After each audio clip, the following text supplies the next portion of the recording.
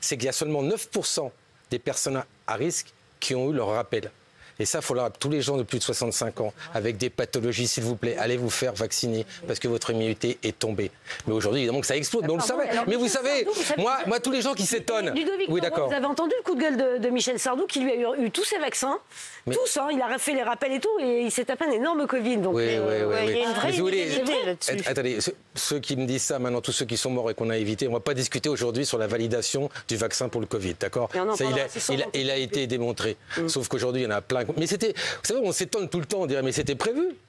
Le Covid, on savait qu'il y aurait des mutations, comme la grippe, et qu'il y aurait un vaccin chaque année pour mettre un nouveau variant. On le sait. Il ressemble à quoi il ressemble à quoi le nouveau Covid? Quels sont les symptômes? Il y a deux choses. Il y a un, on dit qu'il est plus contagieux, moins dangereux. Mais n'oublions pas qu'on a des anticorps. C'est-à-dire même les vaccins que vous avez faits au début nous donnent une certaine immunité. C'est pour ça qu'il sera beaucoup moins agressif, qui fait beaucoup moins peur d'ailleurs. Et c'est pour ça que les gens se vaccinent de moins en moins. Ils ont plus peur du Covid et de décéder du Covid. Puis on l'a tous eu déjà, surtout en plus. Alors vous avez raison, beaucoup l'ont eu, ne sont pas fait tester ou l'ont eu. Et ça représente comme une vaccination, ça compte comme un vaccin.